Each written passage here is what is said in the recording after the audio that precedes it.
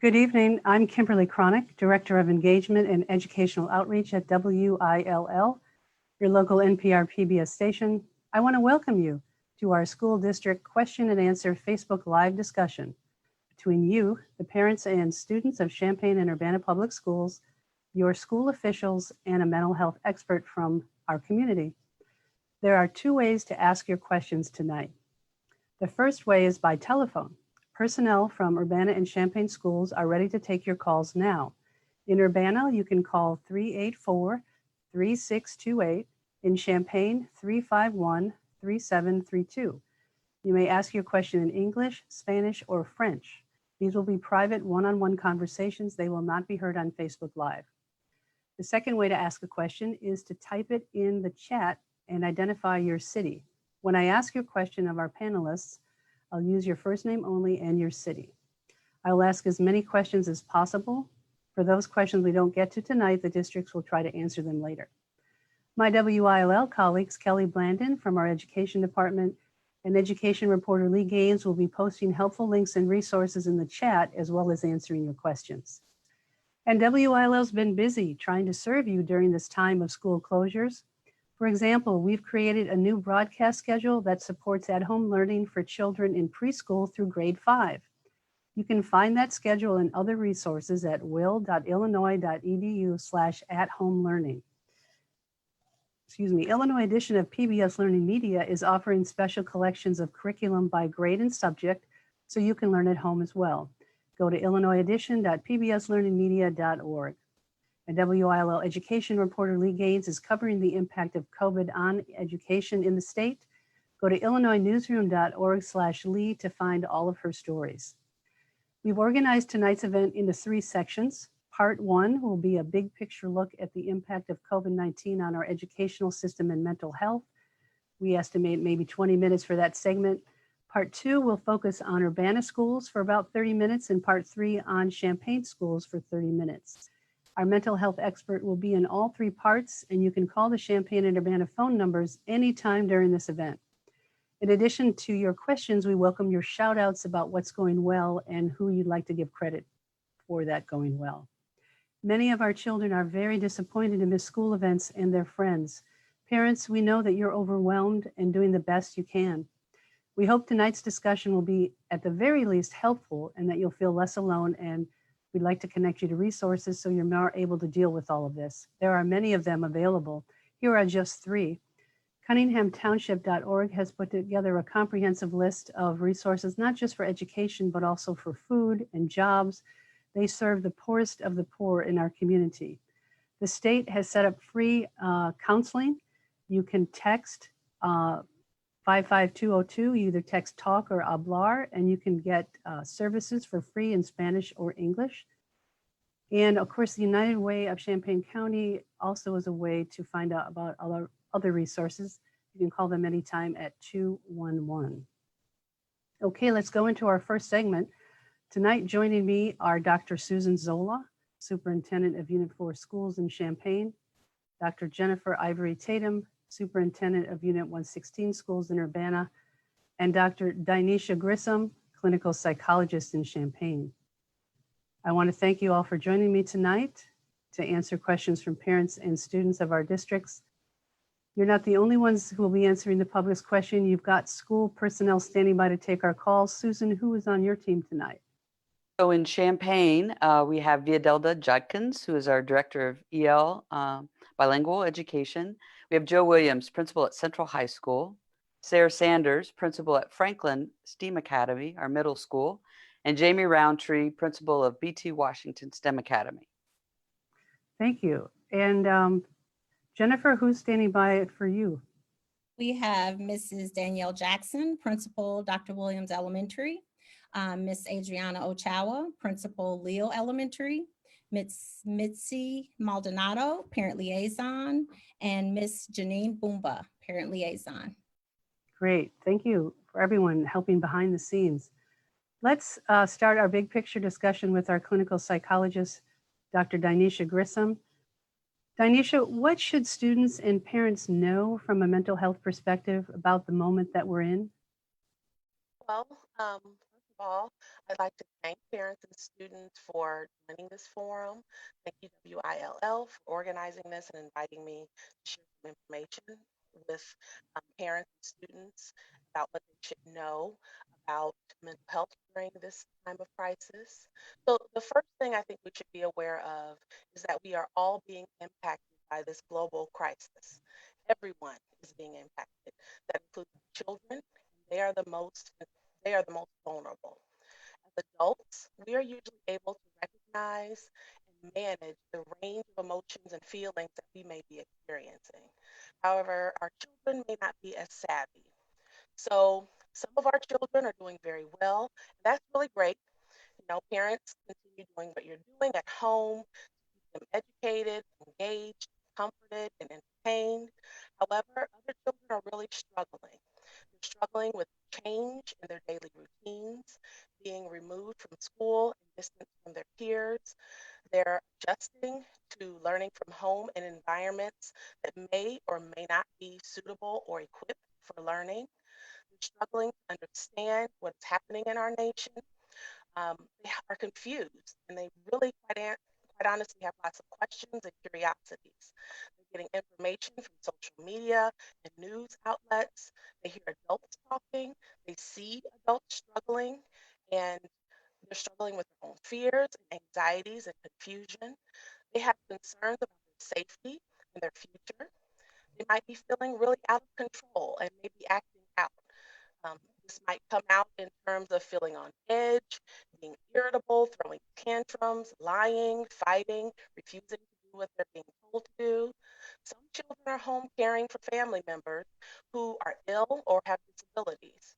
Some children are caring for their siblings while their parents are working. So a lot is happening for our kids.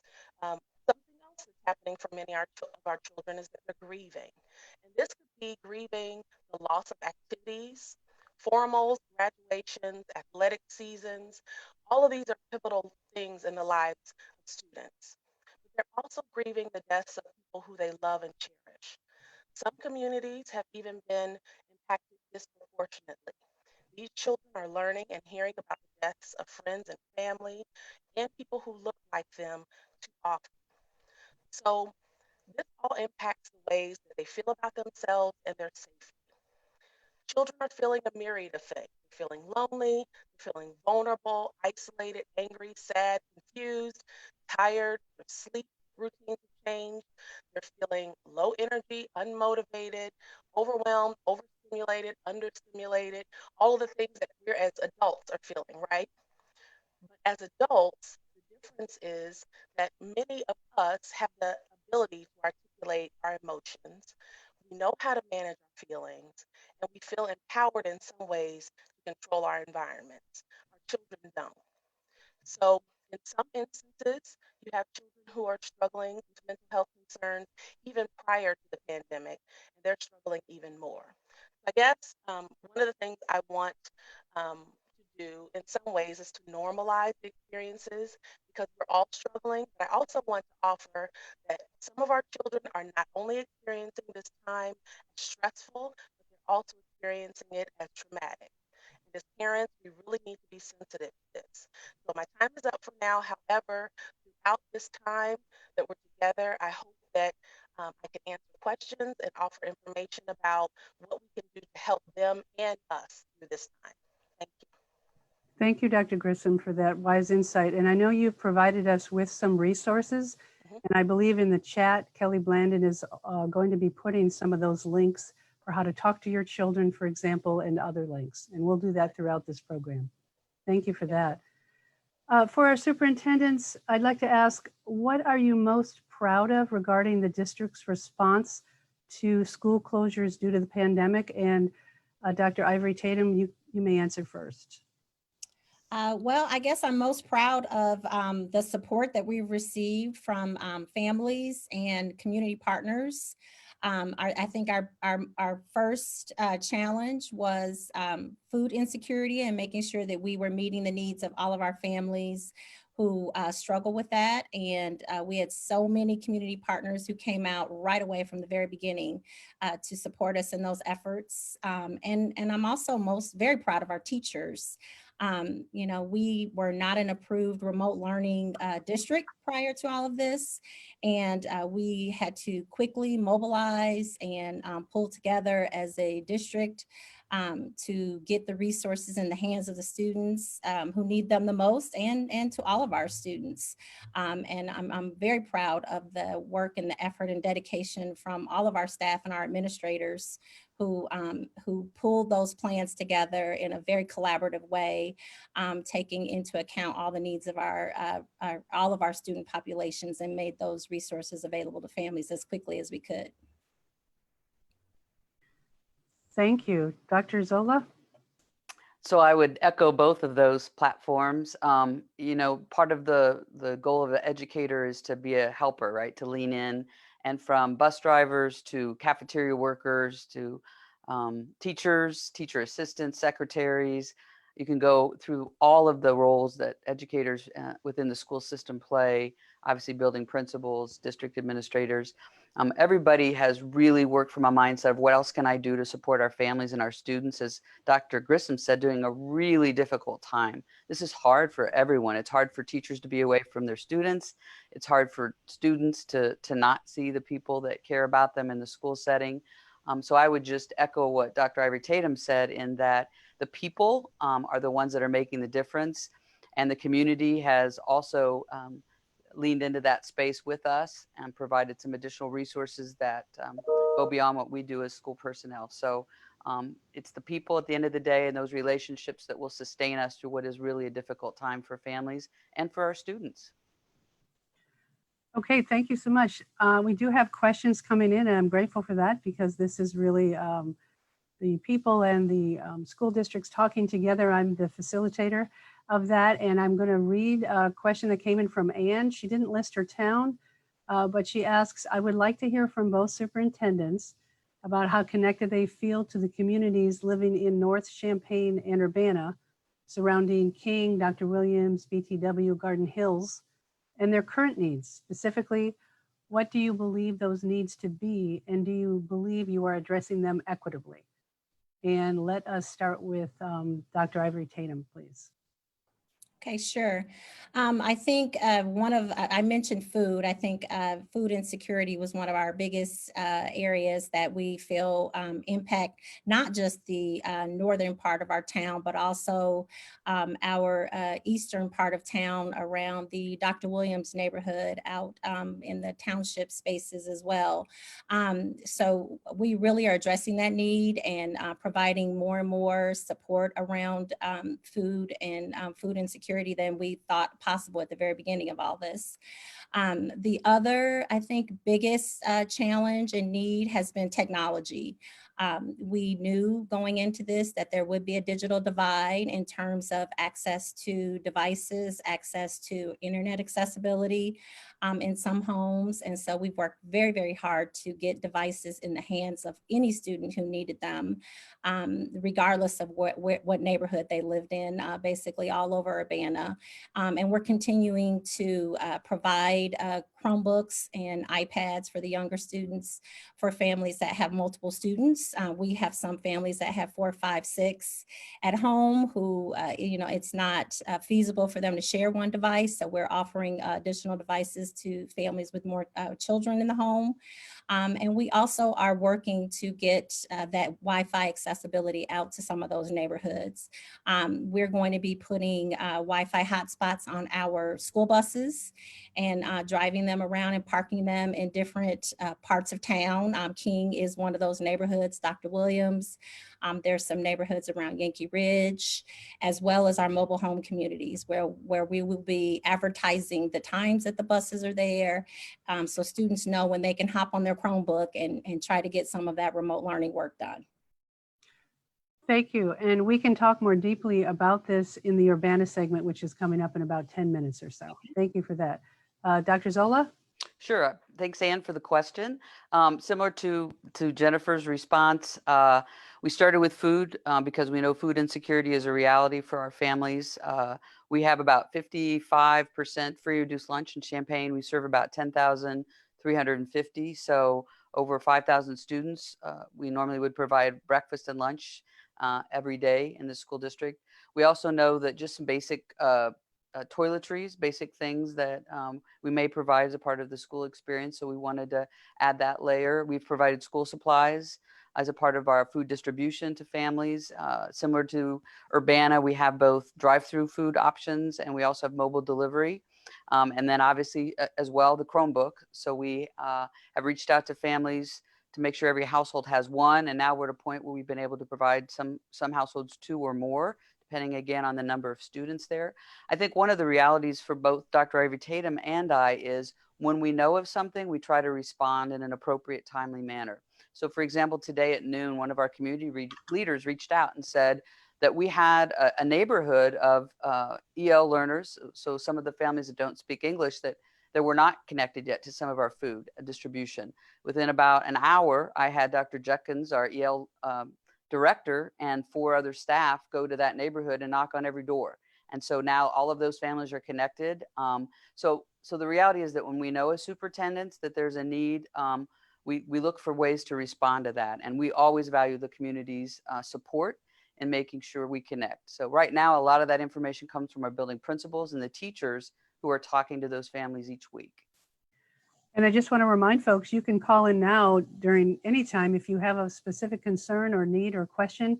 There are the numbers on the screen, 384-3628 for Urbana, 351-3732. People are standing by now to take your call. Dr. Zola, another question for you. This one comes from Jacqueline in Champaign. She says, with talk that COVID-19 will continue into the fall, are there any plans or discussions about the incoming kindergarten class? So we have not had too many conversations yet about the fall. I saw today that Colorado was talking about not restarting their formal school experience until January 2021 and remaining in remote learning mode.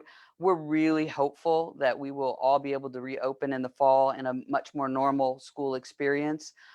Regardless of whether we do or not, we want to connect our incoming kindergartners to school at whatever form that looks like, because we know any learning opportunities we can have with our young learners will benefit them. So my team actually has on the agenda tomorrow to talk about some ways that we can help, because we know summer programming will look different, and just to begin to talk about what that fall model would look like.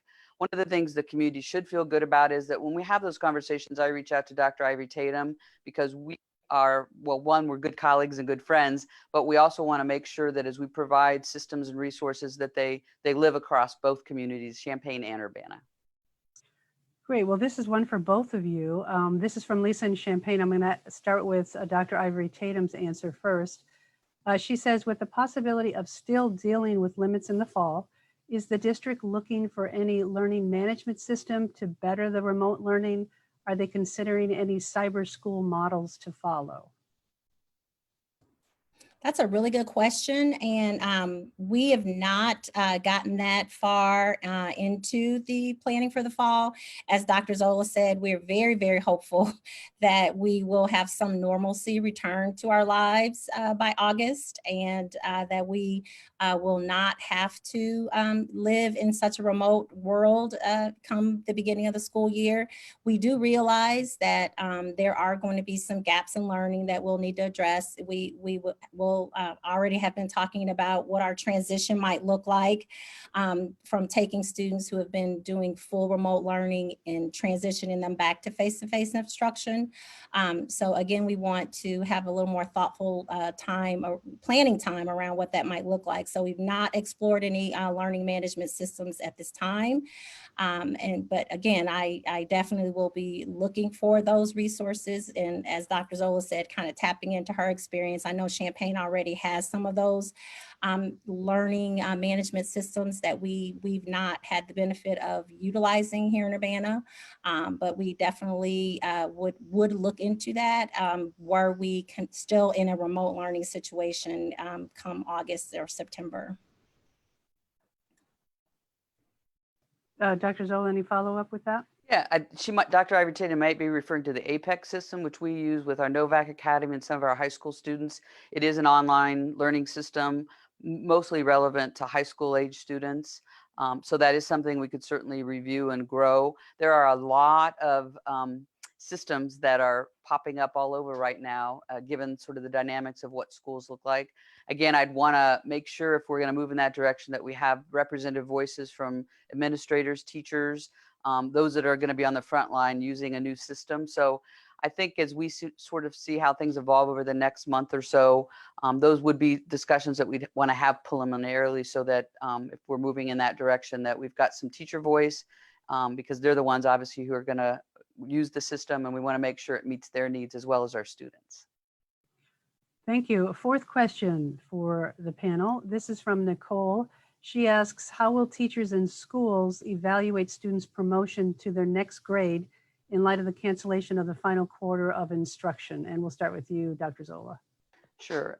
Some of you may have read the state superintendent's sort of directive to superintendents when she sent out the remote learning guidelines March 27th. In that, she talked about doing no harm to students. And the reality is that all the students in Illinois, and actually all students across the country, are really in the same situation where they've lost the opportunity to experience their fourth quarter. And as Dr. Grissom said, they've lost a lot of other things, opportunities to celebrate promotions and graduations and honors and so on. So we recognize that.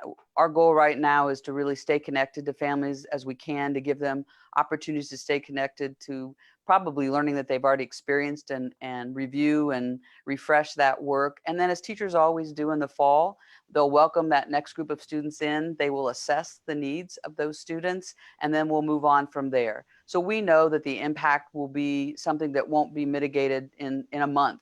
Right? This is an impact that we as district leaders are going to have to think through for the next 12 to 18 months, and what that might look like as we work to fill those gaps for those students that we need to. Any follow-up, Dr. Ivory Tatum, as far as from how will students be promoted in the next grade? So sure, I feel like, Dr. Zola had really answered the no harm question. All superintendents across the state of Illinois are making sure that none of this impacts our students' academic futures negatively. Right now, the goal is to review, provide feedback, individualize as much as we possibly can. Our focus has been just student engagement, just making sure that we're connecting with every single student through the remote learning process. Initially there were some students who did not engage right away. So our goal has been to really make sure that we're tracking that, and that we're doing everything we can, whether it's a phone call, even using snail mail and US mail to send things, connecting with parents if we are not getting through to the student, just to make sure that everyone is engaged with the learning process. So our students really know that learning is important, whether they're getting new learning or they're taking tests and quizzes or things of that nature or not. But we're there to provide that feedback and individualize as we can with the projects and the work that the students have been getting remotely. We've made sure that teachers understand that, it isn't about a consequence at this point, and it isn't about, dinging kids that are not doing work. It is about just engaging them and continuing to engage them in learning. Thanks. I have a follow-up from Anne about those Chromebooks. I know she's hearing you say we've been giving out so many Chromebooks, but she knows so many families who have yet to receive them. How would you address that gap in what she's hearing you all say, and then what people she knows that do not have the books? What should people do in that case? Should they call those numbers and say we don't have our Chromebook, or? So right now we've had 3 distribution days full, where we had full staff and a lot of people, a lot of people power at those locations. So since we have moved the Chromebooks to the school sites, so for any family that has not received a Chromebook yet, we encourage them to reach out to their school, contact the principal, and we will make sure they get one. At this point moving forward, we do want every single, as Dr. Zola said, every single household to have one. And if we were not setting up those times where it worked for a family around their work schedule or whatever, they can come to the school at this point and still pick up a device. We have a Chromebook help email. Families can just email us there, and someone from our technology team will get back to them as quickly as possible to make sure to get that device in the hands of the family. Thank you. Dr. Zola, same thing there in Champaign. If someone still doesn't have their book, what's their best way to get one? So we've been using our school administrators as sort of our conduit to know who needs a Chromebook. Similar to Dr. Ivy Tatum, we have drive-through on Tuesdays at our administrative center for families to pick up the book. We also, tomorrow, I have several principals that are delivering Chromebooks to homes. So we certainly do want to respond to those needs. If they call the number this evening and we can take their information, obviously they can reach out to their building administrator and work through that pathway as well. I think it's our goal to do our best to make sure every household has the devices that they need to help with the learning opportunities as we can complete this academic year. Thank you. We'll stick with you because we have Charlene from Champaign would like to know more about the CU Better Together program. She wants to know what's the exact role of the school districts in this program. I have seen a great rollout of this program in Urbana, maybe hundreds of bags of groceries per day, but not so much in Champaign, and the district staff passing out the school lunches don't seem to know about it. How many bags of groceries, not school lunches, are being given out to families in Champaign and Urbana each day through this program? She says, I've been directing people to donate to this program, but I'm worried the resources are not being used effectively. Sure, I could speak. I'd be happy to speak to that. So I do think that the CU Church in Urbana was connected to the Urbana distribution a few weeks before ours. So this is the first week that CU Better Together has been at our distribution sites. Dr. Ivy Tatum and I talked with Sue Gray from the United Way, Jeff Scott from the YMCA, Kelly Hill from CU Schools a few Fridays ago. And we said, you know, I know we're giving out each box in Champaign has 5 breakfasts and 5 lunches for the week, but our families need dinner. Our kids need food on the weekends, and the adults obviously in those households obviously are also needing food. So they activated a very quick response. The CU Better Together initiative was born. The Vineyard Church actually is the lead church for Champaign. I was at the sites on Monday, and they basically are connected to the distribution that we've already set up. So families come through and pick up their breakfasts and lunches for their children, and they come around to the next parking area where they pick up their food and groceries from the CU Better Together. So this week is the first week that we've been able to have those opportunities for our families, and those will continue as long as possible, as long as the need is there. So before Dr. Ivory Tatum comes in, let me just, there was a follow-up, Dr. Zola. She wonders if when parents call to say they need food delivered, can they do it just once and then that could apply for the rest of the school year? She said it's difficult for some parents to call every week, especially if they don't speak English. Part of what we problem solved today was a group of families that were not connected to that work, and that's why we went door to door to knock on doors and register those families and make sure we know how many boxes they need. Every Friday, once you're on the list, you don't have to call. So once you're on the list, you're good, and we'll continue to bring those right to your door. We deliver to about 500 households every Friday, and we deliver about 1,200 boxes. So the families that we registered today, we're going to make a special delivery tomorrow because they're not on our routes for tomorrow morning. But after that, they'll be on those Friday routes, and they'll get the food every Friday, just as we would hope. Okay, I'm going to move on to a mental health question. We do have lots of people waiting to have their questions asked, so thank you for those answers and your questions for the superintendents. This one comes from Molly from Urbana, and this will be for you, Dr. Grissom. She says, as an educator and parent, I am extremely concerned about the mental health of my students, my children, my colleagues, and myself. The pandemic we are going through is impacting everyone's mental health in bigger ways than most people are even realizing. So many people are not sleeping, yet extremely tired, have emotions that yo-yo from one minute to the next, feel scatterbrained, can't think straight, are having trouble making decisions, having trouble accomplishing tasks. The list is endless in the ways that our brains are coping and compensating for the trauma we are all enduring. The number of my students that are engaged in distance learning is a very small fraction of the students I physically see at school. So many folks have far more important things to worry about right now: essential workers, loss of jobs, poverty, childcare, health, just to name a few. And frankly, distance learning is one of the last things on their mind, especially when they feel the work doesn't really count. I know some district states have decided to end the school year at the start of May. Have CU districts considered this? Will they consider this for the mental health of our students, families, and staff? So yeah, maybe answer that, and then Dr. Grissom, or I'm not sure. Dr. Grissom, do you want to start with that? Yeah, I can start with that. I think one of the things that's most important at this point, number one, is that we're patient with ourselves and we're patient with our kids. I think we're not. This is not a race. We're not at attempting to get to something. We're attempting to get through something. And this is a crisis, as the individual mentioned. Some people are experiencing it as stress. Other people are really experiencing this as a trauma. And so, being aware that our mental health and our well-being comes first. There was on Facebook a beautiful letter that was circulating from a principal in India, in Delhi. And the principal was just reaching out and telling families, at this point, I'm not concerned about how your children are doing educational wise. What I'm concerned about is their mental health and their well-being, their safety, and their stability. So as parents, if you could focus on that, wonderful. This teacher, this principal was saying, you know, when we get back to school, my job as principal, our job as educators will be to help kind of, bend that curve in whatever way we need to do and get kids back on track. But right now, we need you as parents to help keep them safe.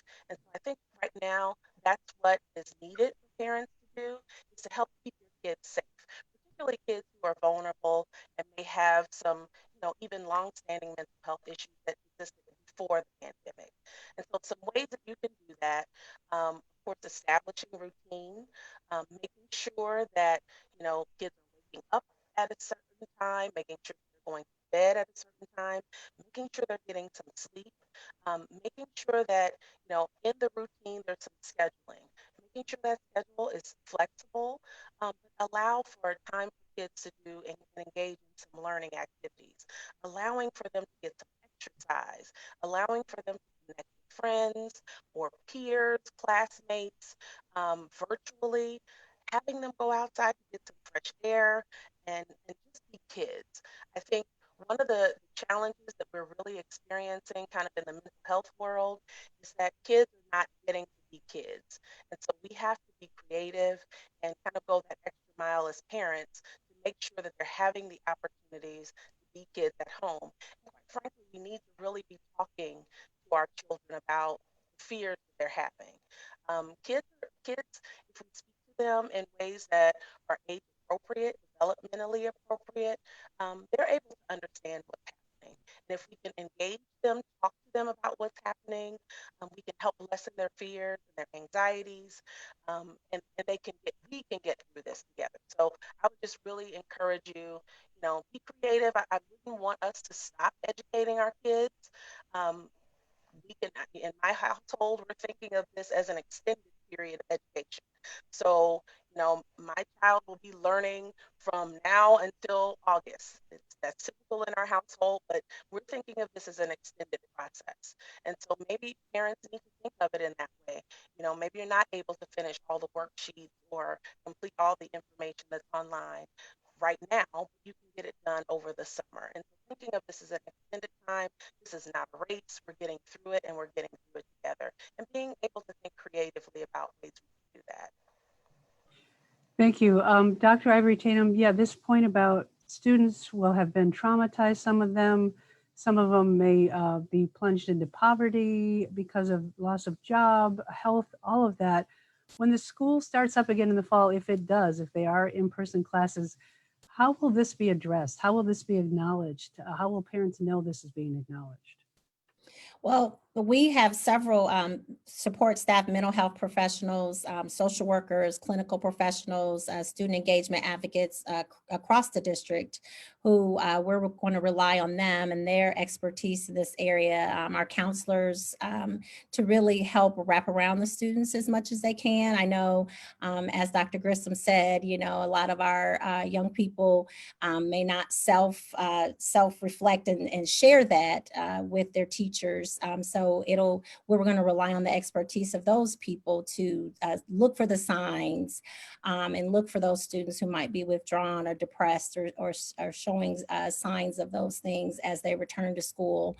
And again, we're going to rely on families to let us know if they're struggling, and we will do our very best to wrap around those students as best we can. Dr. Zola, what about for Unit 4? How will they sort of acknowledge the trauma that everyone's gone through and how this time affects people differently, and how will that apply to expectations? So I think this event is a great example where both Dr. Ivory Tatum and I can tap into Dr. Grissom's expertise. I'm sure we're both thinking already, how can we get her connected to our social workers and our mental health providers before the year opens? Because just in listening to the wisdom that she has shared with families this evening and with all of us who are educators, I think first having a conversation with the adults, the social workers, but also the teachers, and really having a space for the adults to process what they've experienced, and so that they can be ready then to welcome our students back and have those thoughtful conversations. So I think Dr. Grissom's idea of this sort of fifth quarter experience, right? Fourth quarter we've sort of missed in person. The summer is sort of our new fifth quarter to kind of get ready as we reopen, and using the resources that are rich in this community, especially around mental health, to help the adults who are going to be welcoming students back. I think there's a period of time where we can do that so that we're all having some conversations before we open our doors, because we know it's going to be a different experience in the fall for our students and for the educators that are serving them. Thank you.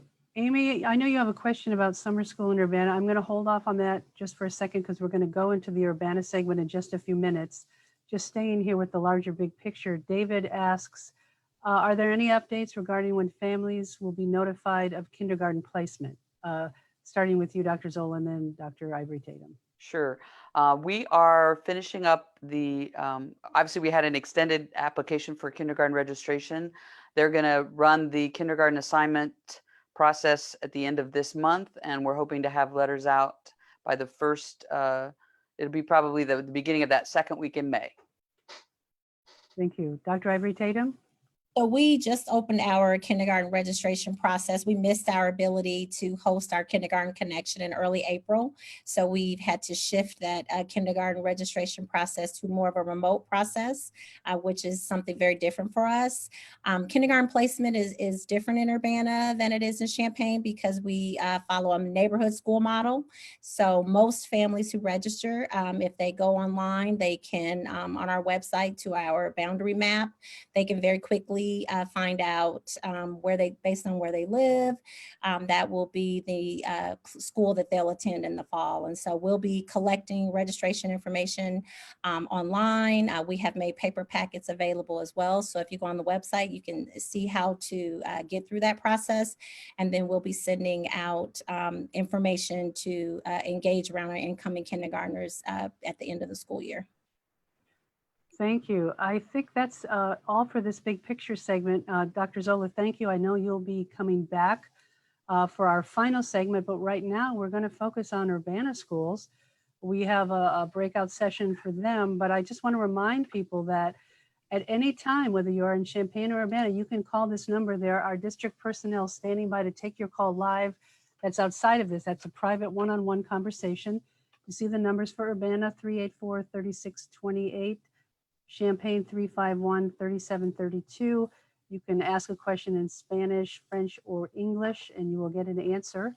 Also, I want to remind folks that there are lots of resources in the community. United Ways 211 is a way that you can call and get information 24/7. So now we'll go into the Urbana segment, and there's the resources page. Joining me for that will be Superintendent Dr. Ivory Tatum, Kimberly Norton, Assistant Superintendent of Student Learning, Dion Webster, Director of Family Engagement and Student Supports, Dr. Joe Wiemelt, Urbana Middle School Principal, and Dr. Mitch Berenson, Urbana High School Principal. I want to thank them for joining me. Oh, and also we still have, of course, our clinical psychologist, Dinesha Grissom. So thank you for sticking around to take these questions. This one is directed, this one is from, let's see, Amy in Urbana. She wants to know, will Urbana be able to provide summer school classes? My daughter was planning on graduating in January, but would need to take a required class in the summer to meet graduation deadlines. So right now we have, and Dr. Berenson can chime in too. I'm assuming this is a high schooler since she's talking about graduating. We have continued on with our planning for summer school in the hope and wish that we will be able to have students face-to-face in our schools. As of right now, as you may have heard today, the governor extended the stay-at-home order through May. And so at this point, we're really unsure as to whether we will be able to have face-to-face summer school. Our plan B is if we're unable to be in the schools to have summer school at any of our levels, we run summer school, high school, middle school, and offer programs for elementary, that we will find some remote ways to get some of those resources to families. Dr. Berenson, I don't know if you want to add anything to that, but. No, I think that covers it. If we're not able to be in the schools, then we'll look at remote learning, but obviously remote learning changes some of the opportunities. So, I think we're trying to hold hope that we can offer something in person, but if not, we will find ways to make some things available and to make those adjustments. Okay, thank you. Again, we're taking questions about Urbana, but you can ask questions about Champaign too. We'll hold those for that next segment. Here's a big picture question that I'll ask Dr. Zola as well in the next segment, but I'll ask you right now, Dr. Ivory Tatum. This one has to do with the needs assessment survey. Do you think has there been one? Would you consider doing one? This person is thinking both traditional educational needs, but also mental health needs. She's concerned if we wait for kids and parents to tell us they need help, that we may miss many who need our help most. And I'll have you start, and then maybe Dr. Grissom, you can also come in after that. Sure, and I might defer to Dion Webster a little bit too. I know she works very much, very closely with our families and has some of those struggles around engaging people around surveys and things like that. If we were in person, we would be able to do more face-to-face engagements through focus groups and having more of those face-to-face meetings. It's really hard to engage people around survey work. We've tried, and we will continue to try. It's always a great way to get information. But for a topic this sensitive, I really would want to be able to have one-on-one conversations and more small group conversations. We've been Zooming a lot. So, maybe there's a space for us to Zoom and kind of in this format, have more of those open kind of town hall meetings around the topic. Where we can get to the bottom of some of those needs, and dig a little deeper with people in more of a, not really face-to-face, but more of a thoughtful way than through a survey. But that's definitely something we could think about. I don't know, Ms. Webster, if you want to add anything, but. I think you did a great job, Dr. Ivory Tatum. The only thing I had to add is that our family liaisons have been working really hard, and social workers connecting with families that they know have had previous needs and previous mental health needs. So that's one thing that we've been doing, but you're absolutely right about the surveys. It's really hard to get people to complete surveys of a sensitive nature like this, just for their own comfort and privacy. So the best thing that we're doing now is just working with our family liaisons that are communicating and contacting families, working with principals, and making sure that we're reaching out to families who we know already had those needs, or that we may think that there might possibly be some needs that we have, but we're definitely open to suggestions that anyone may have of different ways that we can service our families' mental health needs. And you can see there is a page of resources that we just put up on the screen that Unit 116 is offering. I think we're also probably put those links in the chat so you can link directly to them.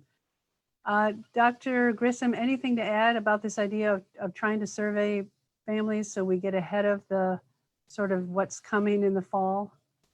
Well, I think that the surveying is very tricky. Again, mental health is a very private, personal issue. What I would encourage, earlier there was a question about kind of knowing in the community that people don't have food or don't have resources. And I think one of the things that we're learning about just our global society, hopefully, is that we're connecting with people, our neighbors, in our communities in different ways. And so one of the things that I would highly suggest is that, we don't have to wait on parents and kids to tell us that they're hurting, particularly if we already know that these parents and children are hurting. And so, community organizations doing really creative things like, scheduling Facebook Live, or, like WILL has done for us, or, scheduling opportunities for parents to ask their questions to mental health providers, organizing different forums. So you have NAACP, you have other organizations in the community who can organize these things and invite parents who may be struggling. I think it's also very important, number one, that we're talking to our kids.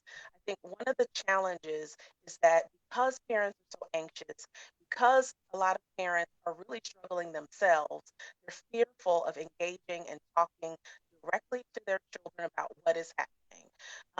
The concern with that, and I'm sorry, my headphones are slipping. The concern with that is that we have these kids who have questions, they have curiosities, and we're waiting somehow for school to start up and for teachers and social workers in the school to answer those questions and provide that help. And by then, quite honestly, it's going to be too late. And so what I would really, really strongly suggest is that parents are talking to their children. There are a myriad of resources online, and I provided some to you, where parents can get very specific information about what do I tell my child?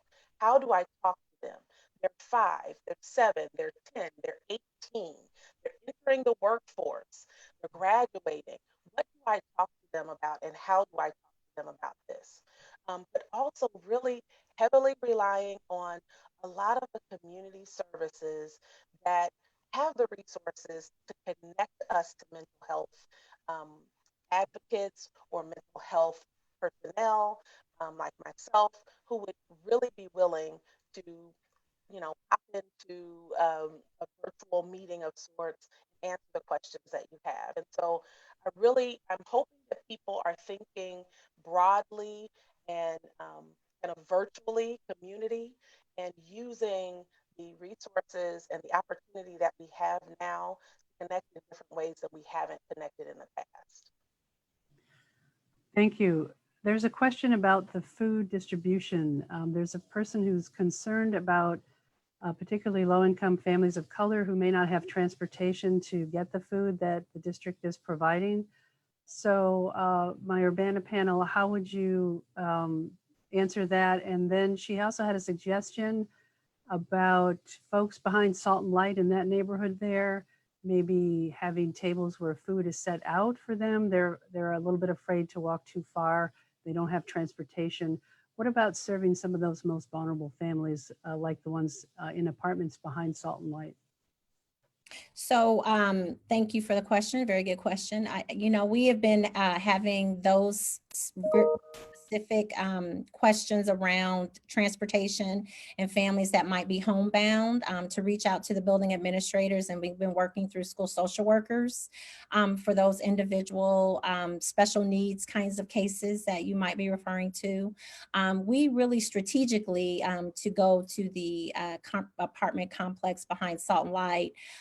We originally only offered mobile pickup sites for Dr. King and Dr. Williamson at the high school, and we added Yankee Ridge after that first week, and saw that the need in that neighborhood very specifically for that particular complex that the caller mentioned, and that is an area where it is very close to Yankee Ridge. I mean, it's just a couple blocks. And there's some other complexes right there, a block or so down from that particular complex. And those families, we've been really trying to encourage them to get over to Yankee Ridge, because it is a really, really short walk to get there. We're bound by all kinds of restrictions around food and food sanitation, and how long we can leave food sitting outside and in certain temperatures. So we have to follow those public health guidelines as well. We are very careful, even with the food that we deliver to our mobile home communities, that we're taking it and picking it up, and what we're required to do with waste. So, I know that sounds like an excuse, but it really isn't. there are certain things that we just have to do in terms of making sure that we're providing food safely. But, if there's some special circumstances, I would just encourage people to contact their building principals, and the principals will work with them one-on-one. And again, that complex is always on our minds. We know that there's a need there. And that's one of the reasons we opened the Yankee Ridge site to begin with, because it is so close to people who can walk from that area. Thank you. This next question is for Dr. Berenson from Urbana High School. Marquita asks, will Urbana High School be doing anything in particular to honor our graduating seniors, especially for senior athletes? Is he there? I'm not hearing him. Okay, sorry about that. Okay, Here we great. go. Thanks. Right now, we are actually processing a number of things now that we know, based on the governor's mandate, that schools will not be returning for this school year. So we're looking at a number of things, and we're in various discussions about how to do that. Obviously, there's a fine balance of being able to honor the students and situations and athletes and whatever it may be, but also we have to do it with safety in mind. And so that's a lot of what we're working with right now, and it's a fine balance, and we will definitely be getting things out to the community as soon as we're able to come to some solutions for that. Anything special for senior athletes? Or is that an additional consideration? Absolutely. We're thinking about all situations. We have a number of, end of the year events. It's amazing. You don't realize it until you're in a situation like this, that you have to literally figure out everything that you just kind of almost take for granted that you already have in place on your calendar. So we're looking at all of the events that we have to figure out how can we do something to recognize and honor those students. So this is a follow-up to that from Siobhan in Urbana. She said, will there be some sort of virtual ceremony in May for high school graduation, or maybe would you postpone the in-person for later in the summer? Any thoughts on that? Yeah, we're looking at a number of options right now. Our priority is, we know this is a very momentous good time, and it is an event that we want to ensure that we're recognizing our families, our seniors, and all their accomplishments. And we're just looking at a variety of options right now, and all of the things that you mentioned are on the table. We are hopefully going to come soon to a resolution of what we think we're going to do. But again, information changes. As you know, today the governor announced a stay-at-home order through May 30th. So, again, that plays a factor in decision making down the line, how much farther down the line. So we are definitely reviewing and examining all options right now, and hope to have something out for the community about graduation, because that is a huge priority for us right now.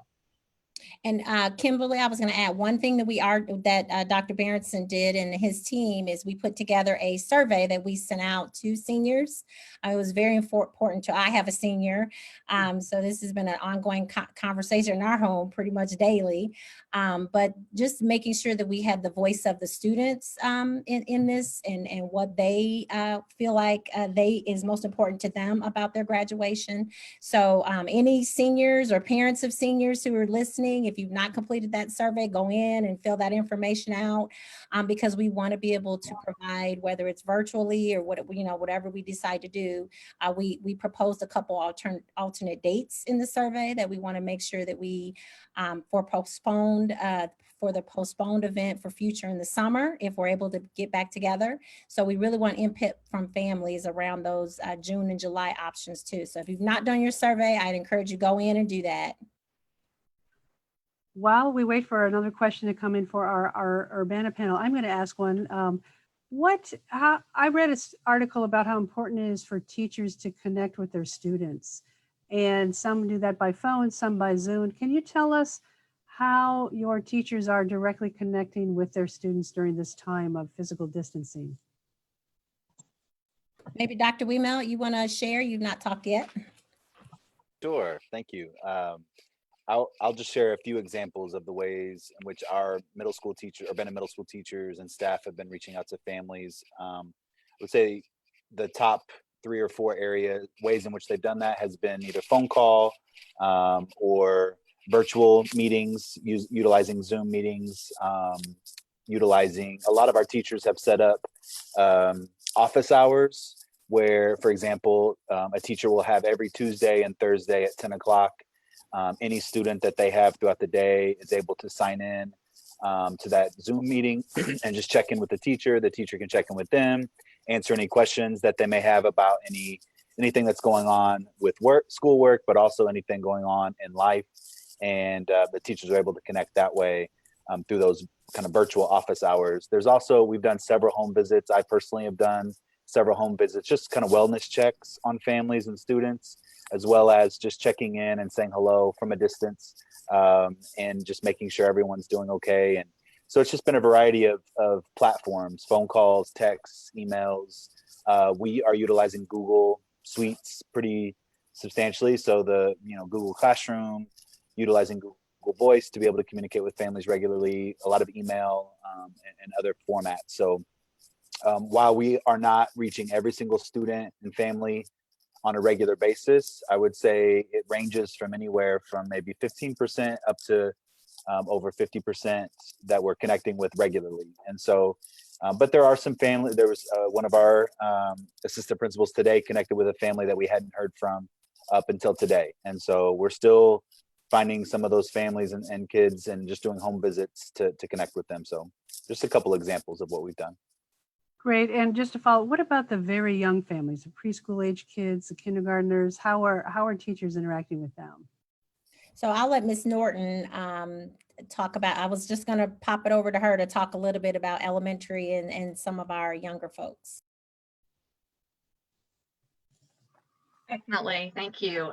So for elementary and pre-K, teachers are reaching out personally to families. We have for early childhood, teachers that have provided resources. They've taken them to families' homes. We've also done learning packets. We've provided for early childhood, Play-Doh, things like that. So that's more hands-on. And for all of our families, we do have the technology devices that have been available for elementary or iPads for kindergarten. But we realize that screen time is not always the best. So we also provide, in addition to more concrete objects like puzzles or Play-Doh for early childhood, we have learning packets available as well. We will offer those again on April 27th during our meal site distribution. But then if that's not convenient for families, we also were really excited that we had a donation from the News Gazette, and we have converted their newsstands into learning stands. And we have each one that will be outside the entrance of each one of our schools, where we'll have learning packets available there as well. Thank you. We have 3 more questions coming in, so I will get to those. But first, let me read a comment from Lucia in Urbana, just regarding food distribution in Urbana. In addition to everything that was already mentioned, we've been doing food deliveries through Tiger Market, Urbana High School Food Pantry, every week to families and students, specifically unaccompanied minors from Urbana High School and Urbana Middle School who needed additional assistance with food. So Lucia, thank you for your efforts. I know it's an example of the communities working together with the schools. Here's a question from Lee. How many Chromebooks has Urbana School District 116 distributed? Will families be able to keep those devices for the foreseeable future, or is the expectation that they'll be returned at some point? And then this is a 3-part question. What are Urbana schools doing to ensure that students have access to internet during this time? So we've distributed about 1,300 Chromebooks. We have, about 4,400 students in the district. We did send out, we were talking about surveys earlier. So we did send out a survey where we really wanted to assess the need of who needed a device and who didn't. And so we sent those surveys out. We made one-on-one phone calls. We really utilized our teaching assistants, our support staff, and every single building had a team of people who were charged with calling every single family in that school to make sure that we talked to someone to find out, do you have a device in your home and do you have internet? What we found out was about 40% of our folks did not have devices. So that was our way of gauging, how many devices we needed to get ready and how we were going to get this mass distribution of these Chromebooks out to like 40% of our people. So I feel like we're in a really good place. As we talked about at the beginning of the broadcast a little bit, I feel like we've reached the majority of our people who we contacted at the beginning of this, who needed a device. They have gotten one. And if we've missed people, we really, really encourage them to contact their building administrators because we do have devices still available for those families. I mentioned the internet, problem solving that we've been trying to do. The University of Illinois has been a great partner. I don't know if people in the community realize this, but the university has several buses that are Wi-Fi enabled that they have loaned out to both districts, to Unit 4 as well as Urbana. And so we've put together a schedule. We're going to be publicizing that very soon, where the Wi-Fi buses will be able to park. So students will know how they can hop on get on their Chromebook and then hop on the Wi-Fi. Earlier in the broadcast, I talked a little bit about our school bus Wi-Fi initiative. We're going to start off with about 13 buses that will go and park in the King neighborhood, the Dr. Williams neighborhood, the neighborhood previously mentioned around Yankee Ridge, as well as in our mobile home communities. So we're going to partner with the U of I for the Wi-Fi buses, but then because we're sharing those and they have a limited number, that just wasn't enough to meet the need of the wide number of families that we know that do not have internet. So we came up with another idea. Our bus contract is with First Student. And so the buses are not Urbana School District buses. They belong to First Student, but First Student has been a partner with the district for many, many years. So they're partnering with us to allow us to put these mobile hotspots on their buses and utilize their bus drivers to get these buses out in the neighborhoods that need the Wi-Fi access the most. And on a practical level, how does that work then? Do people drive up in their cars with their Chromebook and then they have internet access, and as long as they're close enough by, they can use their... So they just have to be close enough to the bus. We're working with, we already have streets designated where we'll be able to park. So like Brookstone Complex, for instance, we can put a bus there and the range is about 40 feet from the bus. So, we might have to move the bus around in the subdivision a little bit to make sure that we're meeting the needs of all the families in that area. Same thing with some of the mobile home communities. We'll, drive the bus in and we're working with the managers of those communities for them to tell us where is the most practical place that we could park the bus. So we can, meet the need in throughout the subdivision. We have some that have, upwards of 150 students who live in one mobile home community. And so that bus, it would be designated just to that mobile home community, and it would be available to go there every day at designated times. So the reach of the Wi-Fi hotspot is so many feet. And as long as the bus is in a general vicinity of certain homes, the students their Chromebooks are already Wi-Fi enabled, and they have logins and passwords that they use during the school day. So they would just get in and enable that. The hotspot would be synced to our server and our Wi-Fi configuration. So they would get on their Chromebooks just like they would if they were at school. And if they don't have a car, how would that work? Is there another consideration for those who don't have cars and can't get to those spots? Well, we're going to take the buses to them as much as we can, so they wouldn't have to get in a car and drive anywhere. Yeah. Right. We know where a large portion of the students live in terms of, like the person who called earlier and mentioned the complex behind Salt and Light. If we park a bus in the parking lot there, or one or two buses, it will reach a large number of students just based on the vicinity and the number of feet that we are right there in the parking lot. Thank you. And will the students be able to keep those Chromebooks for the foreseeable future? Or is there an expectation they'd return them at some point? So we've not really figured out how we're going to collect them or if we're going to collect them. I think, as we've mentioned, we've been just kind of waiting to see how this was going to end, right? And now that the governor has extended the stay at home and we're remote learning for the rest of the year, of course, the students are keeping them throughout the rest of the school year.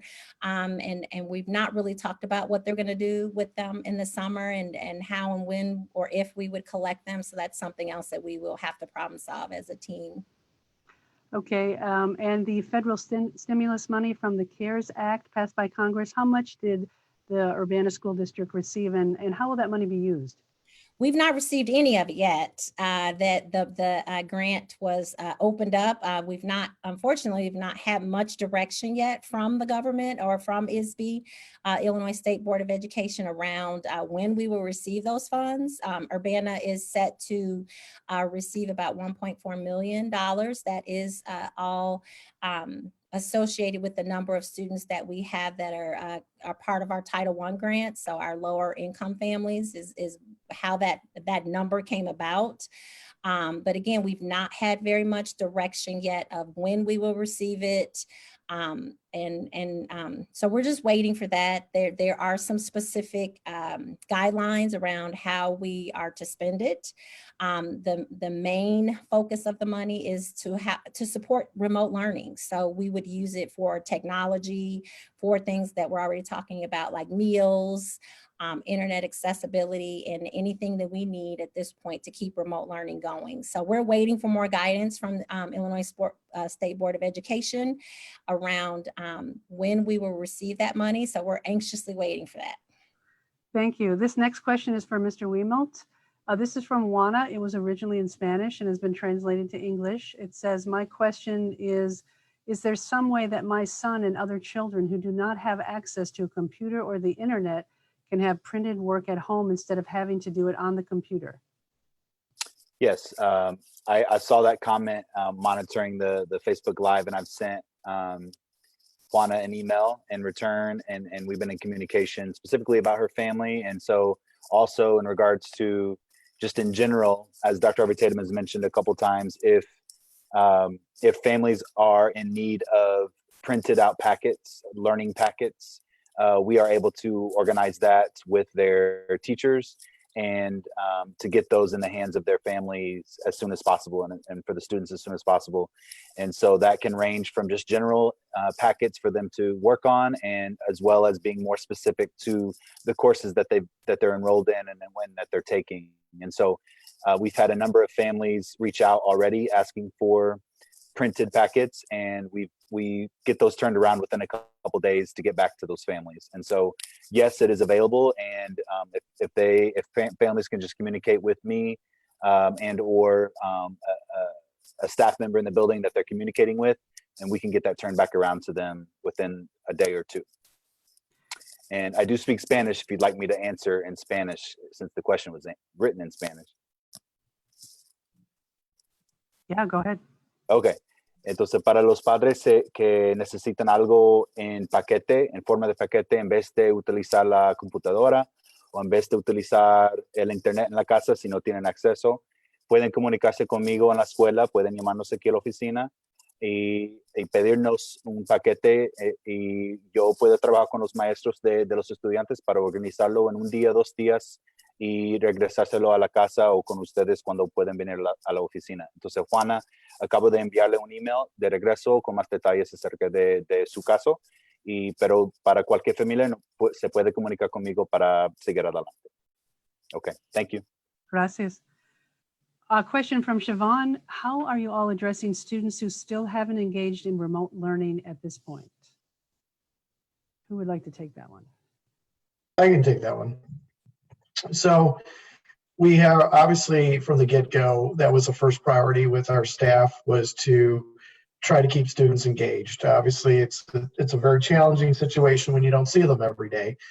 So we're trying a variety of ways to reach out to students, as Dr. Wiemelt pointed out, but then there's still students that may be not still engaging in the process. So we are actually finding that information out from teachers, and we're using some of our non-teaching staff who normally would be in the building working with students, but because they're not classroom teachers like our student interventionists and so forth, they are actually breaking up into their alpha caseloads as they would, and they're reaching out to students, trying to find out what's going on, why haven't you been involved, where they're at, reaching out to their parents, and documenting that, we've been trying to reach them, where they're at. So this is a process that we are constantly aware of, because we realize the challenges when you're not in person and what that is. So that is something our non-teaching staff, in addition to our teaching staff, are making a lot of efforts to try to reach those students and see how they're doing or any ways they can help them.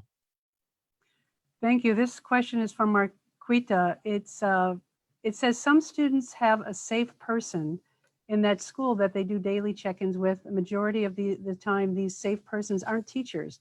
They're hall monitors or teacher assistants. How would you suggest those safe persons be able to keep that connection during this time? I'm going to have Dr. Wemel answer that, because he has a real strong support systems, student support model. Sure. Yeah.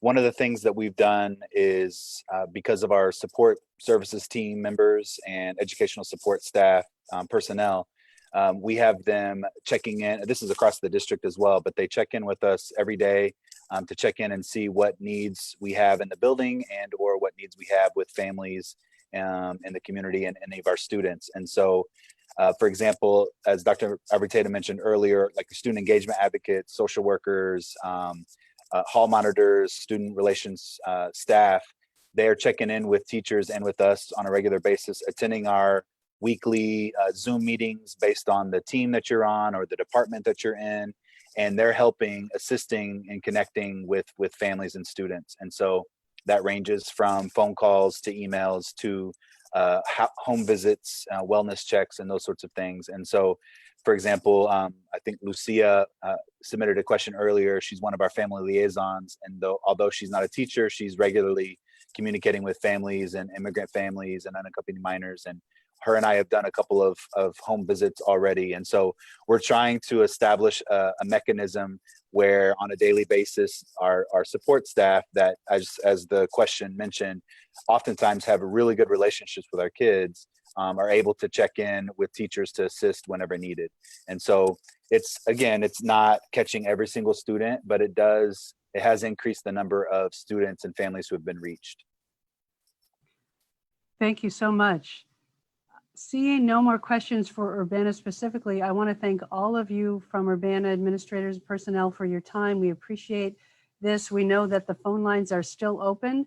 So folks, you can ask a question in the chat and we will make sure that it gets passed on. If it doesn't get answered tonight, you can also call that number and you can speak to someone in English, Spanish, or French. We want to say thank you again to Urbana folks. Keep safe and we will see you again soon. Thank you, Kimberly, for organizing this. It was a great way to reach families. So thank you so much. You're very welcome. Thank you. We are now going to move on to our segment to focus on Champaign schools for 20 to 30 minutes or so.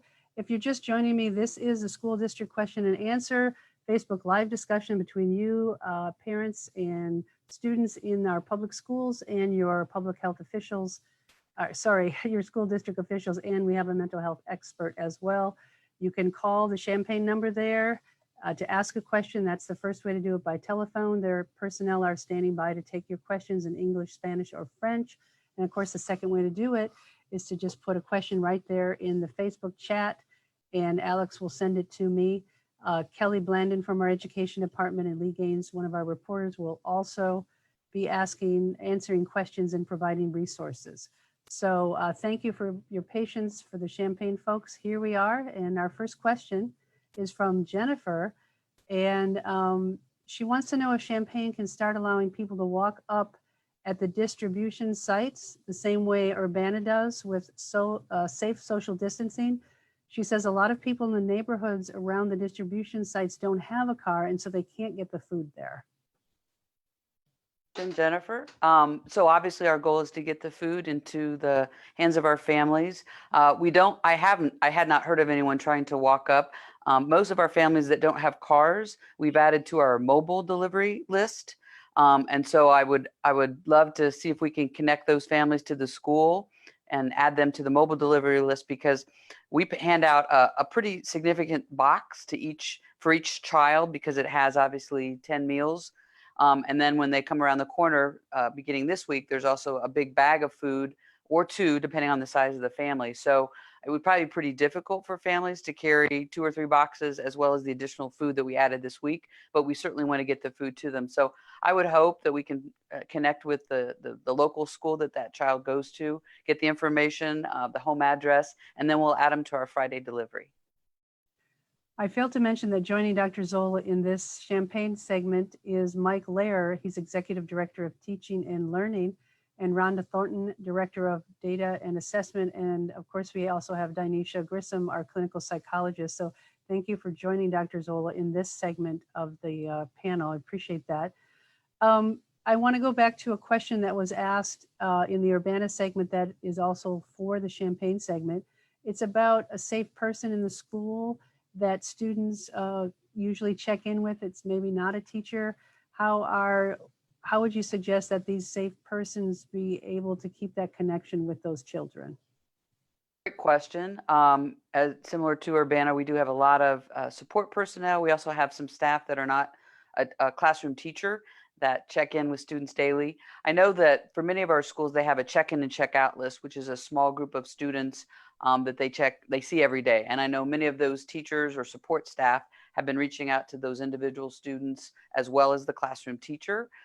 I think if there's a student or a parent who is trying to connect with a person but beyond the classroom teacher and they haven't been able to, I would just let the principal or the classroom teacher know that you'd love to hear from them, because I know that daily I hear from teacher assistants, secretaries, custodians, bus drivers.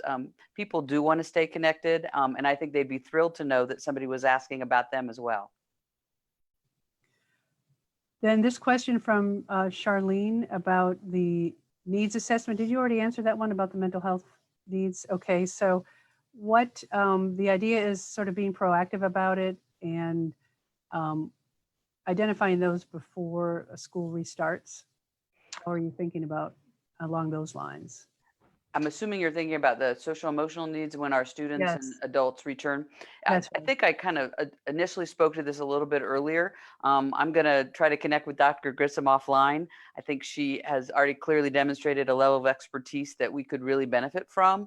Again, I'd be curious to find out how we can connect with the adults and find out what their needs might be yet this summer.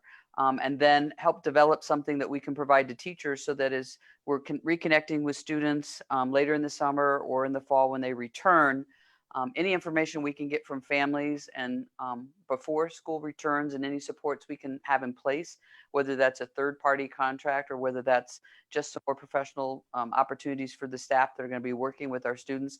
I think that can only benefit the reentry process, because we know it's going to be different than in other years. Thank you. And while we wait for more questions to come in for our Champaign panel, I'll ask one. Of course, all the questions have been about students and parents. What about teachers? Many teachers are parents themselves. How is the district thinking about supporting teachers in their mental health, supporting them in use of technology? Because we know that a strong teacher is a better teacher. So how is the district identifying teacher needs and supporting them?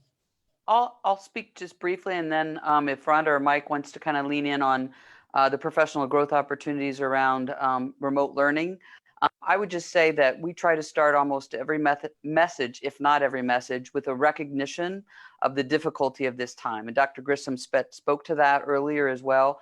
This is hard for families. This is hard for teachers. There is a lot of stress and anxiety that everyone is feeling in the community for a variety of reasons. And so we want to always acknowledge that is true for the adults that are working with our youth.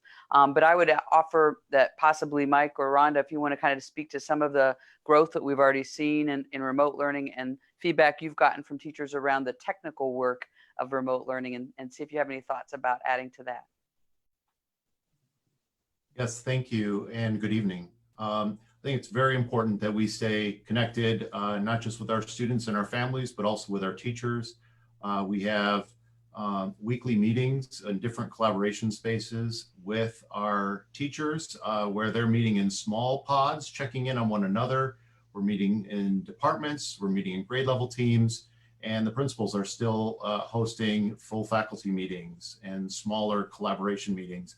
And the first question that we're starting with is just a check-in. How are you doing? Is there anything that you need that we can provide, or what can we do to help? And that's been Dr. Zola's leadership, and our message here at the district level is, what can we do to support you?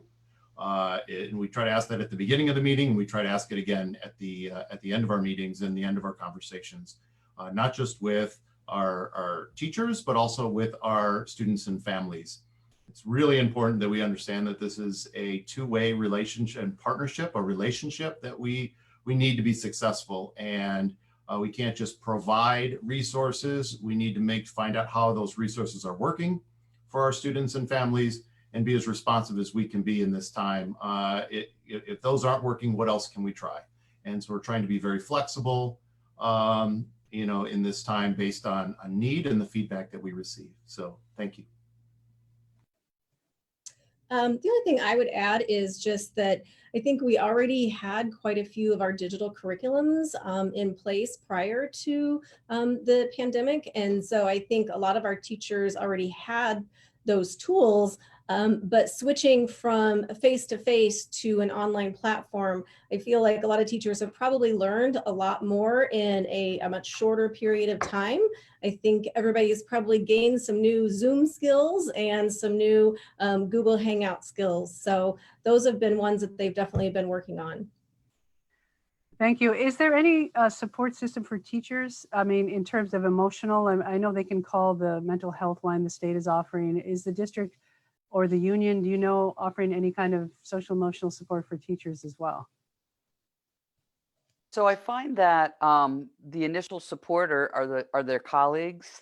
There obviously are formal supports through the health insurance and obviously local providers. So staff we made staff aware again of those opportunities. But I think, as Mike kind of alluded to, just being able to see and talk to their colleagues, even if it's not face to face, I think that as an educator for 36 years, I know that the people that I spend each day with as a classroom teacher, or when I functioned as a building administrator, it's a real family mindset. And I think they miss seeing each other. And so I think they've tried to create some ways to stay connected.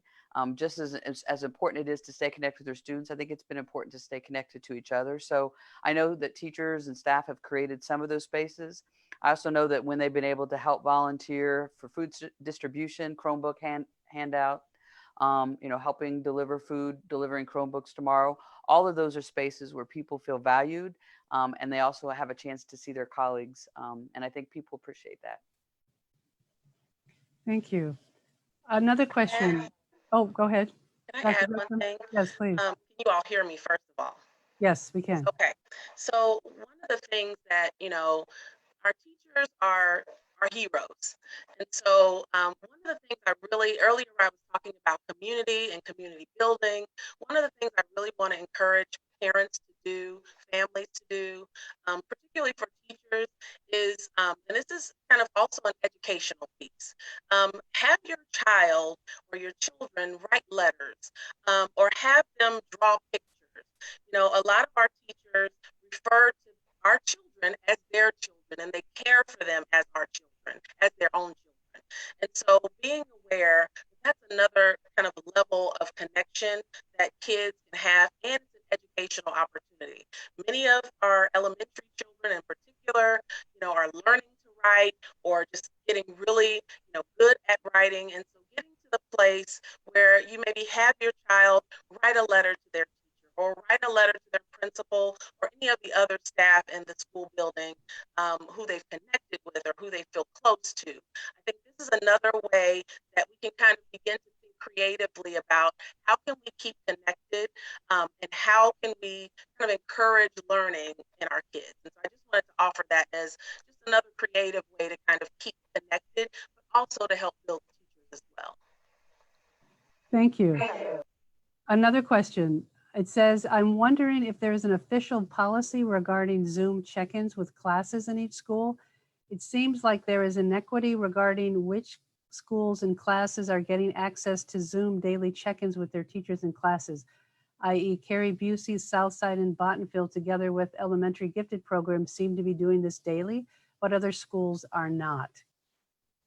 So maybe I'll have Mike kind of speak to that, because I know he was a key person on working on developing some of the guidance for the remote learning. So I don't know, Mike, if you can kind of speak to what we've offered teachers and kind of what their comfort level is with the virtual connectivity. Yes. So one of the keys that we asked every principal to help lead, and then every school, every teacher to do, is to try and connect with every one of our families. Our goal is 100% connection every week. And there are a lot of different ways of connecting with students. So if email is working, or an app, or a phone call, great. We're noting that in a spreadsheet by campus so that we know what's the best way. And that was our first question with families. What's the best way that we can support you and your child with at-home learning? What's the best? Then the second question is just also, what's the best way for us to stay connected with you and your child during this time?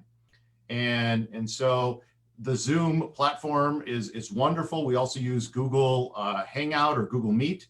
And those are our two main platforms for live conferencing like this. And that works for some of our teachers and some of our families. For others, they are either not ready yet as part of it. We might not be engaged. Some families might not be engaged yet, or students yet. Some teachers may not be ready with some of the technology and need a little bit more help. And that's what we're offering and trying to support here at the district level and within the buildings. We don't have a common expectation that a set time for every teacher when they're going to host live conferences, but that is something that is available, and we're supporting with every teacher and within every building.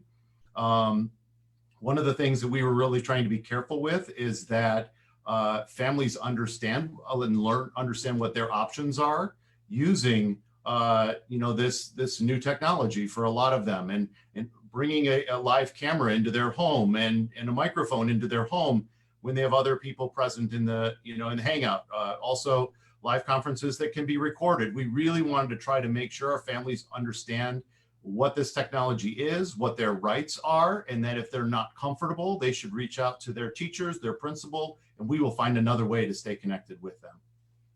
So I hear you talking about balancing privacy with access. That's certainly very important. But there is no school district policy that you can't use Zoom. Is it just based on each school's principal that decides that, or? It's not even just the principal. It is at the teacher level, and sometimes it's more of a grade level team, what a team may choose to do and how they work together to support all students at a particular grade level.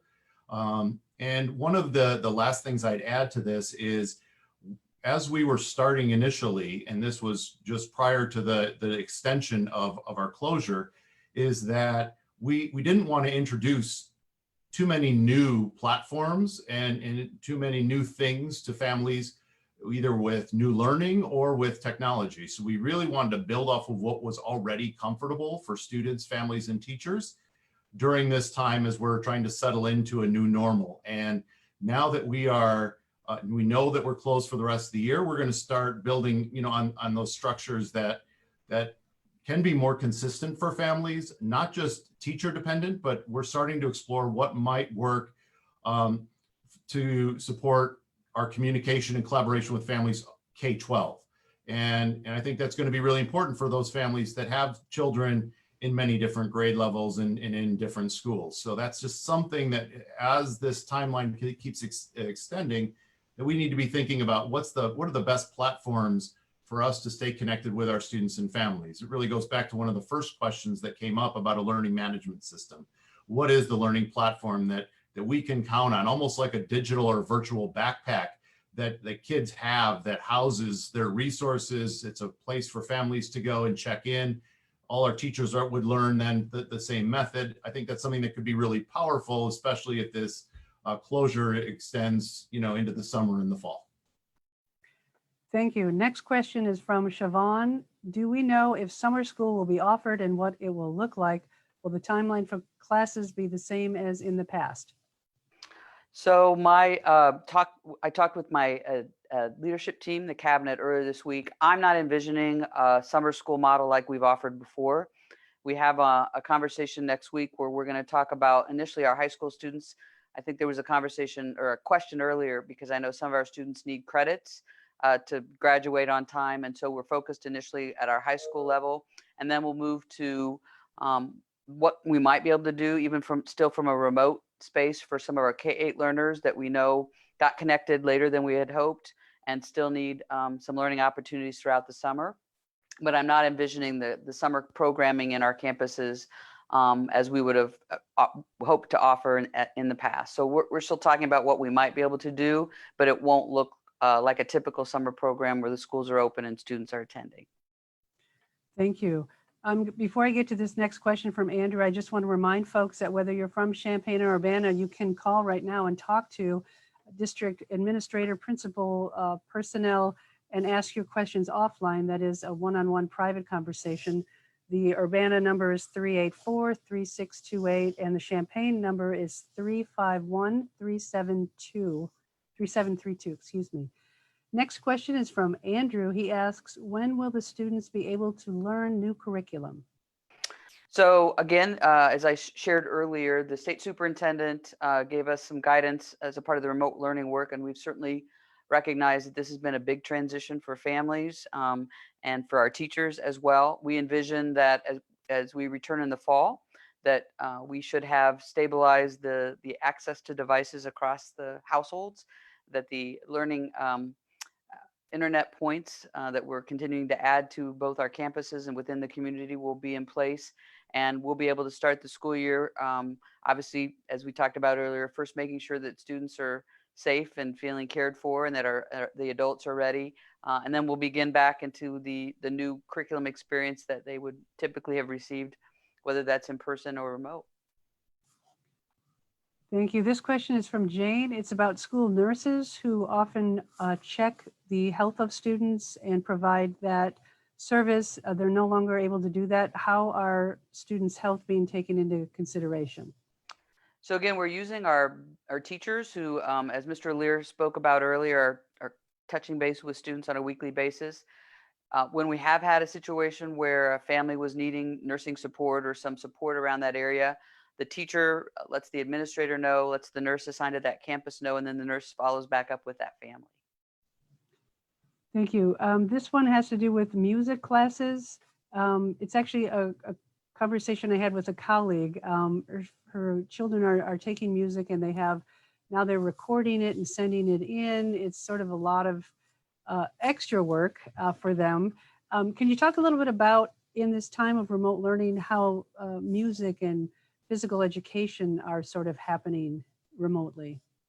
So Dr. Grissom kind of spoke to this earlier when she said we have to remember that we're working with young people who need to play and who need to be out on their bike or on the sidewalk or playing with chalk or singing, with the WIL has some great sort of opportunities, right, in the television area that kids can sing along and play along with. So we think that's critical. I know that we have several teachers within the fine arts arena who have created lots of spaces for drama and singing. And I know we've had some band teachers actually do some practicing with the students if they have their instruments at home. So I think having the joy of the fine arts, one of the things that I've loved about Champaign in the 30 years I've been in the district is that we have always valued the fine arts curriculum. And many years ago when school districts were cutting positions and art teachers and music teachers and some of those positions were let go, Champaign stood strong. Our boards of education and the administrators at that time said, no, we know that the fine arts